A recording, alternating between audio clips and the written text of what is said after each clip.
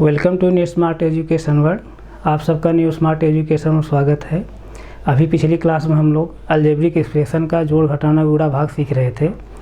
आज से आइए हम लोग लीनियर इक्वेशन सीखते हैं। आइए लीनियर इक्वेशन देखते हैं।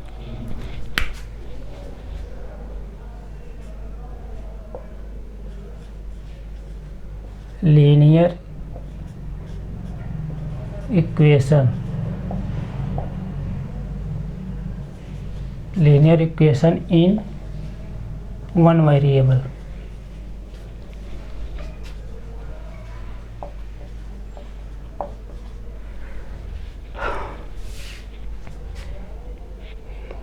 एक चर वाले रैखिक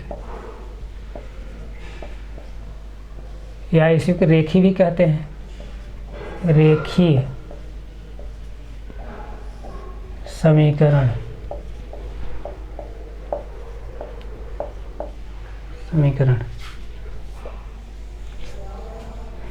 एक चर वाले रेखीय समीकरण। एक चर वाले रेखीय समीकरण पढ़ने से पहले हम लोग आइए समीकरण के बारे में जान लेते हैं कि समीकरण क्या होता है। इक्वेशन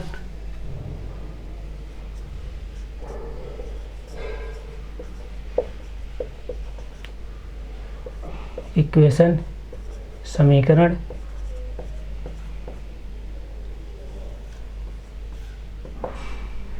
समीकरण किसे कहते हैं? समीकरण देखिए वहाँ पर जो है इक्वल टू साइन आना जरूरी है। जैसे देखिए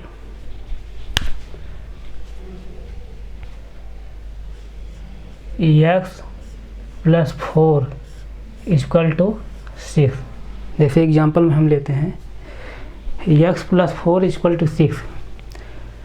समीकरण में इक्वल टू साइन आना जरूरी है। जब इक्वल टू साइन रहेगा तभी समीकरण होगा, अन्यथा समीकरण नहीं होगा। अब यहाँ इसको हम इस वाले भाग को यानी इक्वल टू इस साइड के भाग को हम क्या कहते हैं? LHS यानी लेफ्ट हैंड साइड। अब इक्वल टू साइन के इस साइड के भाग हम क्या कहते हैं? RHS यानी राइट हैंड साइड। अब यहाँ पे क्या होता है, इक्वल टू के इधर मतलब लेफ्ट हैंड साइड और इक्वल टू के इधर राइट हैंड साइड इक्वल रहता है, सब संतुलित रहता है। जैसे देखिए जैसे बैलेंस वेट होता है, जैसे तराजू होती है। जैसे देखिए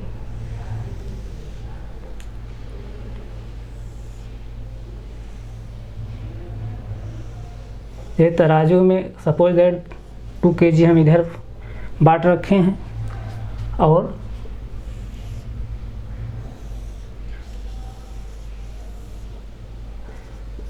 2 kg इधर बाट रखे हैं। अब ये क्या होता है? एकदम संतुलन अवस्था में होता है। मतलब लेफ्ट हैंड साइड मतलब ये भाग और राइट हैंड साइड दोनों भाग क्या संतुलन अवस्था में रहते हैं, नहीं कम रहता है नहीं ज़्यादा रहता है। उसी तरह क्या है समीकरण भी, इक्वेशन भी जो है लेफ्ट हैंड साइड और equal to right hand side यानी लेफ्ट हैंड साइड यानी बायां पक्ष और दायां पक्ष समान रहता है, बराबर रहता है। और समीकरण में और विशेषता क्या है? समीकरण में लेफ्ट हैंड साइड में और राइट हैंड साइड में किसी समान संख्या से कोई भी नंबर आप ले लीजिए, उससे चाहे आप गुणा करिए, चाहे भाग दीजिए, चाहे जोड़िए, चाहे घटाइए, तो समीकरण के मान पे कोई प्रभाव नहीं पड़ता है। अर्थात किसी संख्या से समीकरण के यानी इक्वेशन के लेफ्ट हैंड साइड और राइट हैंड साइड में मैथमेटिकल ऑपरेशन चाहे जो करिए, मैथमेटिकल ऑपरेशन मतलब चाहे जोड़िए, चाहे घटाइए, चाहे गुणा करिए, चाहे भाग करिए, समीकरण के मान पर कोई प्रभाव नहीं पड़ता है। जैसे देखिए जैसे समीकरण यही है x+4 = 6 है। सपोज दैट हम इसमें 2 ऐड कर दे रहे हैं और 2 ऐड लेफ्ट हैंड साइड में किए हैं तो राइट हैंड साइड में भी 2 ऐड कर दीजिए। तो ये क्या है, समीकरण के मान पर कोई प्रभाव नहीं पड़ता, अर्थात समीकरण हमारा इक्वेशन, अर्थात हमारा इक्वेशन क्या है, बैलेंस है, ये संतुलित है। तो एक हुआ। और जैसे इक्वेशन क्या होता है, इक्वेशन में जो वेरिएबल, जो चर प्रयोग किया गया है, वो चर जो है एक निश्चित वैल्यू, अर्थात एक यूनिक वैल्यू के लिए ही सेटिस्फाई होता है। अर्थात जैसे x + 4 = 6 है, तो यहाँ x का जो वैल्यू होगा कोई एक निश्चित वैल्यू होगी, एक निश्चित मान होगा, यानी x के एक निश्चित मान के लिए ही बायां पक्ष दायां पक्ष समान होगा, अलग अलग मानों के लिए नहीं। जैसे देखिए यहाँ पर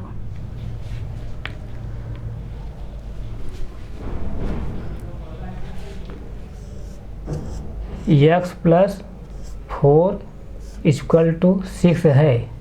अब सपोज दैट, जैसे यहाँ देखिए x का वैल्यू हम कुछ ले रहे हैं, जैसे सपोज दैट हम 1 ले रहे हैं, 1 ले रहे हैं, यहाँ 1 ले लीजिए, प्लस 4 है = यहाँ 6। अब देखिए 4 + 1 जब करेंगे तो क्या आ जाएगा, 5 आ जाएगा, 5 आया, और इधर क्या है 6, यानी लेफ्ट हैंड साइड में 5 आया और राइट हैंड साइड में क्या है 6 आया। इसका मतलब क्या है, हमारा इक्वेशन बैलेंस नहीं है, संतुलित नहीं है, दोनों पक्ष समान नहीं है, इसलिए x की वैल्यू 1 नहीं हो सकती है।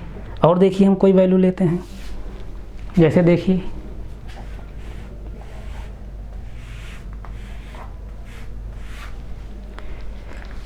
x वैल्यू जैसे 2 लीजिए, 2 + 4 = 6 है।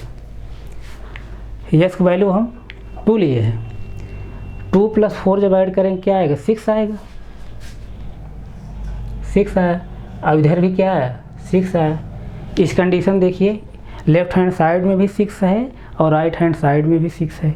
इसका मतलब क्या, हमारा इक्वेशन जो है बैलेंस है, संतुलित है, अर्थात x के जो वैल्यू है 2 पर इक्वेशन जो है संतुलित होगा, अर्थात सेटिस्फाई करेगा, यानी x = 2 के मान के लिए समीकरण जो है संतुलित होगा। और कोई वैल्यू ले लीजिए, जैसे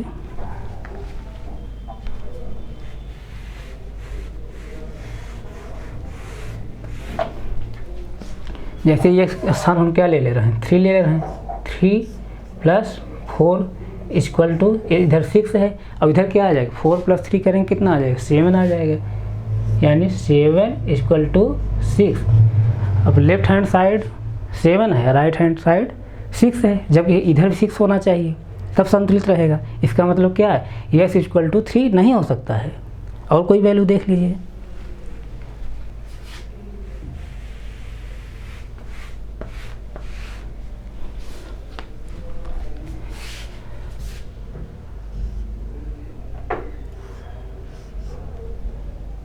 x = 5 ले रहे हैं, x का स्थान हम 5 ले रहे हैं, 5 + 4 = 6। अब इधर देखिए 5 + 4 ऐड करेंगे कितना आएगा, 9 आएगा। अब इधर कितना आया, 6 आया। अब इस कंडीशन क्या है, लेफ्ट हैंड साइड और राइट हैंड साइड क्या है, इक्वल नहीं है, समान नहीं है, यानी कि हमारा इक्वेशन क्या है, बैलेंस नहीं है, इसलिए x का मान जो है 5 नहीं हो सकता है। और कोई वैल्यू ले लीजिए,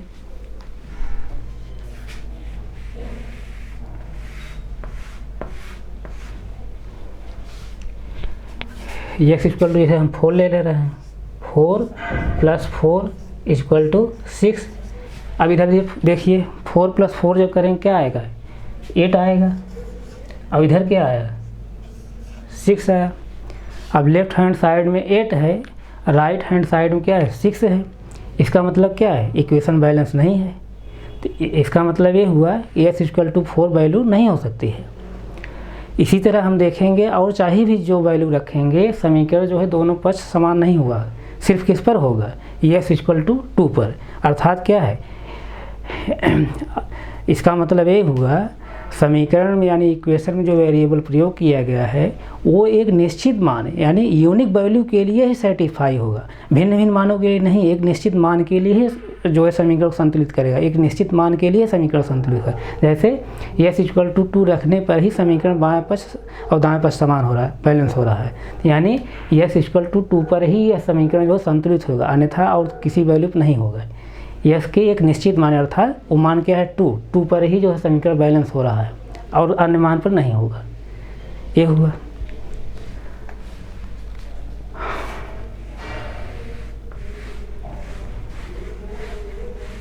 समीकरण बारे में भी हम लोग क्या समझे हैं कि समीकरण में पहली कंडीशन क्या होनी चाहिए, इक्वल टू का साइन होना चाहिए।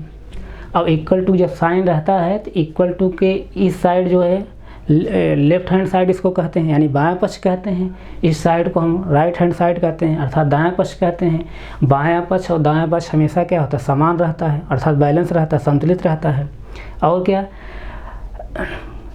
अर्थात एक किस कंडीशन में, जैसे कोई बैलेंस वेट है यानी तुला है, तुला पे जैसे समान बाट रख देने पर संतुलित रहती है, उसी तरह बायां पक्ष दाएं पक्ष समीकरण संतुलित रहता है।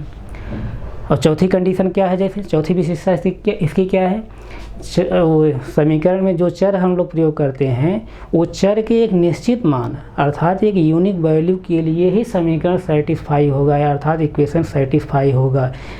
जो चर है उसके भिन्न भिन्न मानों के लिए इक्वेशन सेटिस्फाई नहीं होगा, बल्कि एक निश्चित मान के लिए सेटिस्फाई होगा। ये समीकरण है। आइए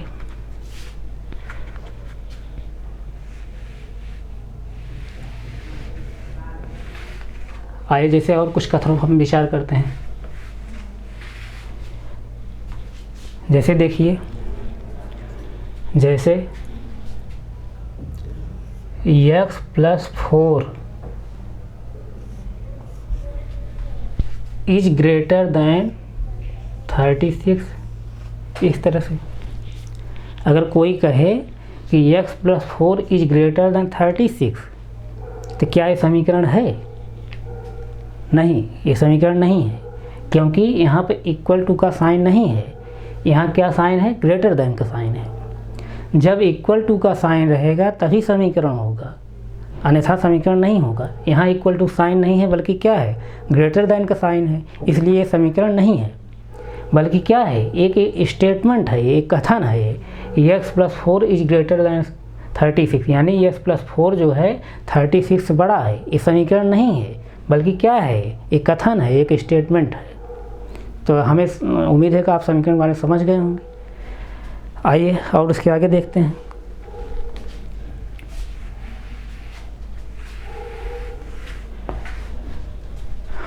जैसे देखिए, जो इक्वेशन है, समीकरण है, उसमें जो वेरिएबल क्या है, x है। यहाँ पर हम x की वैल्यू कैसे निकालेंगे, इसको थोड़ा देख लिया जाए। जैसे देखिए, एक समान मेथड है। जैसे देखिए, सपोज दैट देखिए, यहाँ पर देखिए कि हमको x वैल्यू फाइंड आउट करना है, तो हम ऐसी कौन सी वैल्यू रखें कि खाली यहाँ पर x बचे और ये जो कांस्टेंट 4 है न रहे। तो उस कंडीशन हम क्या करेंगे, जैसे देखिए x + 4 है, अगर यहाँ पर हम -4 कर दें, अब जो करेंगे हम दोनों पर सेम प्रोसेस करेंगे। जैसे -4 यहाँ कर रहे हैं तो राइट हैंड साइड में ही -4 कर दीजिए, 6 - 4। अब देखिए यहाँ पर, अब यहाँ +4 है और -4 है, यानी साइन क्या है, अपोजिट है। उस कंडीशन क्या होता है, बड़ा में छोटा घट जाता है, लेकिन दोनों क्या है, सेम है।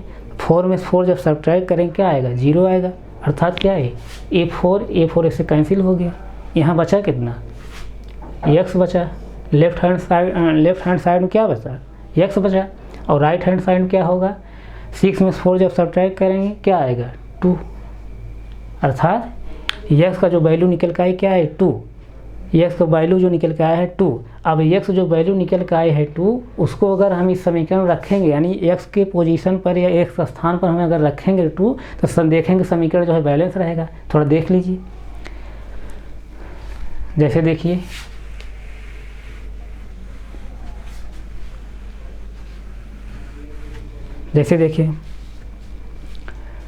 यस इक्वल टू 2 आया है, यस के स्थान पर हम 2 रख रहे हैं, यहाँ रखिए 2 + 4 इक्वल टू 6।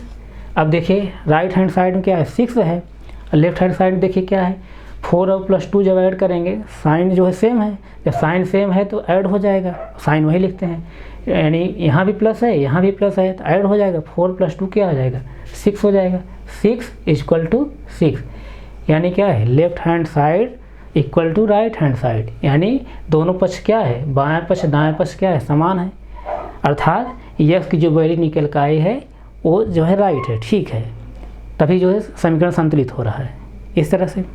आइए इसके आगे हम लोग देखते हैं।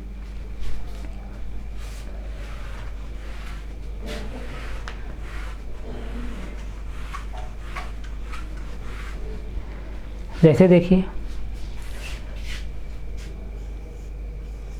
x + 4 इक्वल टू 6 था, अब यहाँ हमको x वैल्यू फाइंड आउट करना है, यानी x जो वेरिएबल इसकी वैल्यू हमको ज्ञात करना है, तो हम क्या करेंगे, अब हम x को यहीं रहने देंगे, x को यहीं रहने देंगे, अब जो कांस्टेंट है हम इधर ले आएंगे राइट हैंड साइड, इसी को हम लोग क्या कहते हैं पक्षांतर, अर्थात ट्रांसपोज पक्षांतर। जब पक्षांतर हम करते हैं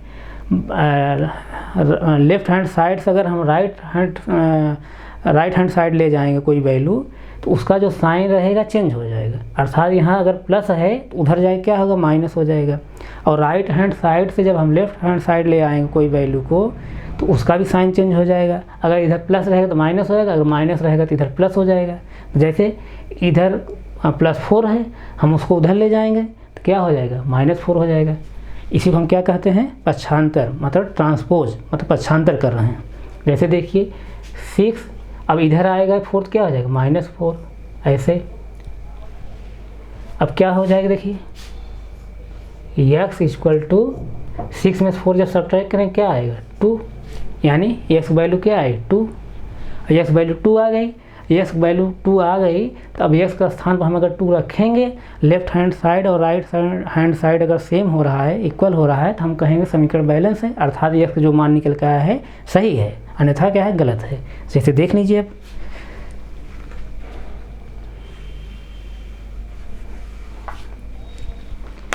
x इक्वल टू 2 आया है, x पोजीशन पे x इक्वल टू रखिए, 2 + 4 इक्वल टू क्या है 6 है। अब देखिए इसको ऐड कर लेंगे, साइन सेम है जुड़ जाएगा, 4 + 2 कितना हो जाएगा 6, इधर भी क्या है 6, यानी इसका मतलब क्या left hand side equal to right hand side, अर्थात हमारा इक्वेशन क्या है समीकरण क्या है बैलेंस है, अर्थात x जो चर है अर्थात वेरिएबल है उसकी वैल्यू जो 2 निकल के आई हो क्या है सही है। हम लोग समीकरण के बारे में समझ गए हम लोग, आइए इसके आगे पढ़ते हैं।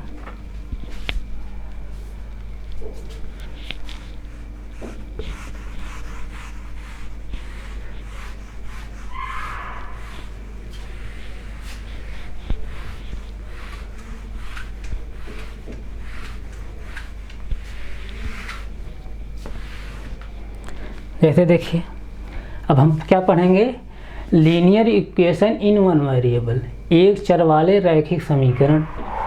जैसे देखिए ऐसा समीकरण जिसमें एक चर प्रयोग किया गया है, अर्थात कोई एक चर प्रयोग, जैसे एग्जांपल हम लेते हैं, जैसे देखिए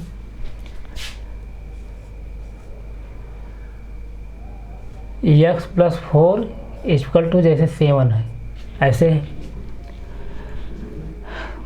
देखिए ऐसा समीकरण जिसमें एक चर प्रयोग किया गया हो और उस चर की मैक्सिमम जो पावर हो अर्थात मैक्सिमम जो घात हो, यानी उस चर का अधिकतम जो घात हो 1 होना चाहिए। अगर ऐसा है तो उस समीकरण हम क्या कहते हैं एक चर वाले रैखिक समीकरण। अगर इसे लिखना चाहें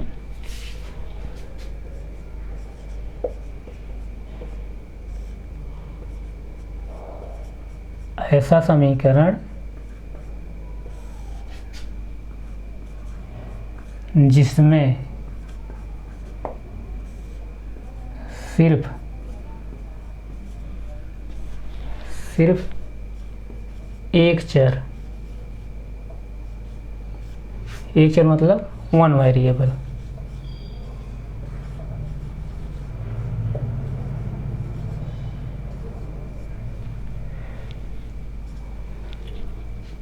ऐसा समीकरण जिसमें सिर्फ एक चर वन वेरिएबल प्रयोग किया गया हो,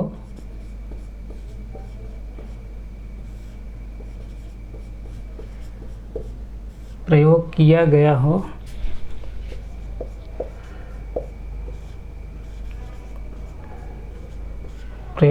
हो और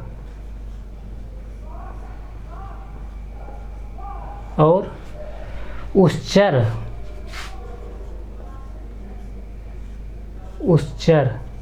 यानी वेरिएबल, उस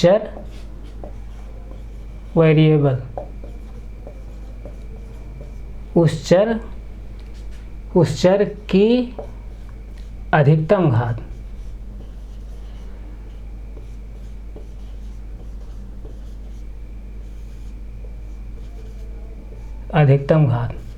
अर्थात मैक्सिमम पावर,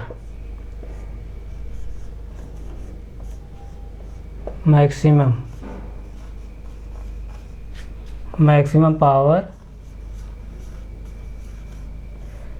पावर कितनी हो, एक हो।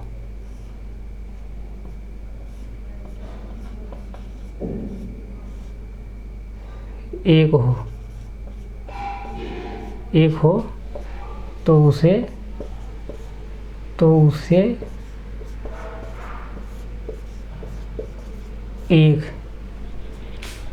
एक चर वाला रैखिक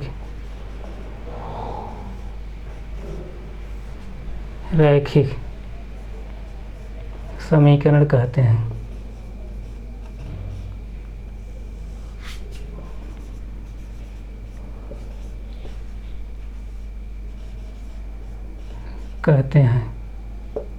अर्थात linear equation in one variable कहते हैं। फिर समझ लीजिए, ऐसा समीकरण जिसमें सिर्फ एक चर यानी वन वेरिएबल प्रयोग किया गया हो और उस चर का यानी वेरिएबल की अधिकतम घात मैक्सिमम पावर एक हो, तो उसे हम एक चर वाला रैखिक समीकरण कहते हैं, linear equation in one variable कहते हैं। जैसे एग्जांपल जैसे क्या है, x+4 = 7 है। अब यहाँ देखिए, इसमें सब अगर देखेंगे तो सिर्फ वन वेरिएबल है, यानी एक चर है, जैसे x है और दूसरा कोई चर नहीं, जैसे y, z और या इस तरह से और कोई चर नहीं है, सिर्फ एक चर है। और उसकी घात कितनी है, घात अगर कुछ लिखा नहीं गया तो 1 माना जाता है, यानी इसकी मैक्सिमम घात क्या है, 1 है। तो इसलिए ये क्या है, linear equation in one variable, यानी एक चर वाला रैखिक समीकरण। तो प्यारे विद्यार्थियों, आज हम यहीं तक रखते हैं, आगे फिर कंटिन्यू करेंगे। हमारे चैनल से आप लोग जुड़िए, हमारे चैनल को सब्सक्राइब करिए। जो भी कोई सुझाव हो आप कमेंट बॉक्स में सुझाव दीजिए, जो भी कोई इशू होगा हम उसको सॉर्ट आउट करने की कोशिश करेंगे। आज यहीं तक रखते हैं, फिर आगे कंटिन्यू करेंगे। Thank you so much.